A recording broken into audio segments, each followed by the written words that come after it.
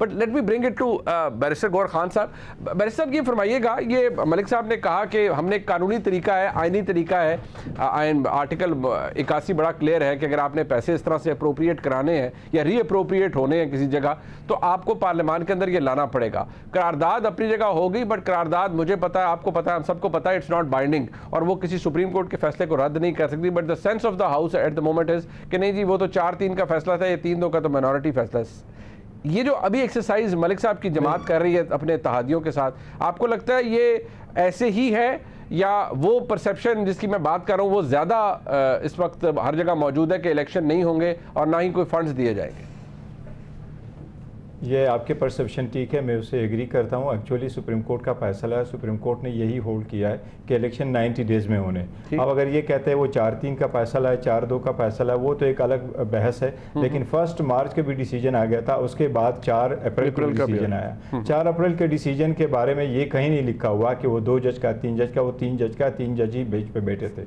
अब वो 3 जज का फैसला भी क्लियर है कि 90 डेज़ में इलेक्शन होने और ये पैसे उन्होंने रिलीज़ कर देने। अब सुप्रीम कोर्ट की जजमेंट अगर आ जाए, वो उस वक्त तक ऑर्डर है, वो इम्प्लीमेंटेबल है, वो अंडर आर्टिकल 188, 187, 190 वो हर जगह सुप्रीम कोर्ट का ऑर्डर इम्प्लीमेंटेबल होना है और सुप्रीम कोर्ट ने इम्प्लीमेंट कराना है। ये पैसे हर सूरत उन्होंने देने। अब इसका एक ही तरीका हो सकता था, अगर गवर्नमेंट चाहती ये पैसे ना मिले तो इनके पास ज़रूर एक आईनी हक था कि ये आर्टिकल 188 का रिव्यू फाइल करते, वो गुजारिशात सामने रखते। लेकिन सुप्रीम कोर्ट ने इसमें इनके सारी गुजारिशात सुन करके ये फैसला किया था, तो शायद रिव्यू का इनको पहले से पता है कि रिव्यू में इतनी जान नहीं होगी। अब इसमें एक अर्ज में कर लूँ, जिस तरह ये जिक्र कर रहे हैं अभी की ये नहीं है, 24 जनवरी को लेटर लिखा गया था इलेक्शन कमीशन की तरफ से जो रिकॉर्ड का हिस्सा है, और इलेक्शन कमीशन को जवाब दिया था आमिर महमूद साहब जो एडिशनल सेक्रेटरी फाइनेंस है 8 फरवरी को, वो भी रिकॉर्ड का हिस्सा है। उसमें इलेक्शन कमीशन ने ये कहा था कि हमें 5 बिलियन रुपीस चाहिए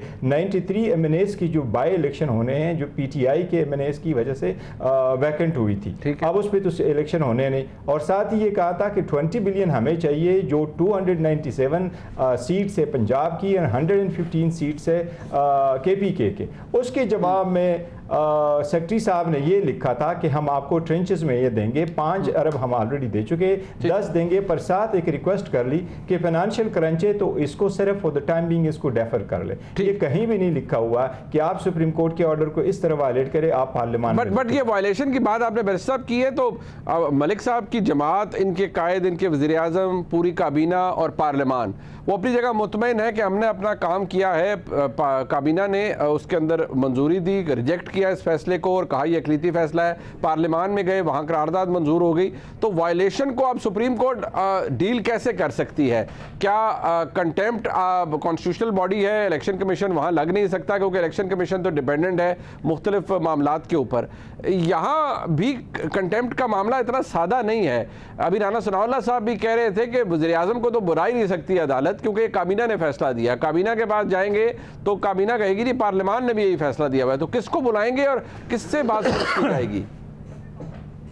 ये एक्चुअली जो पिटीशन हमने फाइल की उसमें वफाकी हुकूमत ही पार्टी थी, उसमें पार्लियामान पार्टी नहीं थी। नहीं पार्लियामान का कंटेम्प्ट होता है और जो प्रोसीडिंग उसमें है वो आईनी तौर पर 69 में कवर्ड है, उसका कोई इशू नहीं है। सुप्रीम कोर्ट का ऑर्डर यह है कि फाइनेंस डिपार्टमेंट फेडरल गवर्नमेंट खत्म कर ये फंड्स जारी करे। अब जब फेडरल गवर्नमेंट को ऑर्डर हुआ तो शायद ये मौजूदा हुकूमत बोल चुकी है कि यूसुफ रजा गिलानी को जिस वक्त नोटिस इशू हुआ था उसमें भी ये प्रिंसिपल तय हो गया था, और उस वक्त भी आसिफ सईद कोसा साहब ने कहा था वज़ीर आज़म को नोटिस इशू करते हुए, उन्होंने ये कहा था this is where the buck stops, और ये प्रिंसिपल ले डाउन कर लिया था कि अगर वज़ीर आज़म करता है वो आईनी तौर पर एग्जीक्यूटिव हेड है वो हेड कर रहा होता है। आल्दो वो डायरेक्शन तो गई थी लॉ मिनिस्ट्री को और वहां से समरी जानी थी, और समरी जब तक वो मुंह ना हो जाए तो उस पर वज़ीर आज़म कैसे ऑर्डर करे? देखिए एक सुप्रीम कोर्ट का ऑर्डर अगर आ जाए, आप उसको ये बनाए कि मैं उसको पार्लियामेंट में ले गया, मैं उसको कैबिनेट के सामने ले गया, ये कोई जवाज नहीं। आईन उसको बिला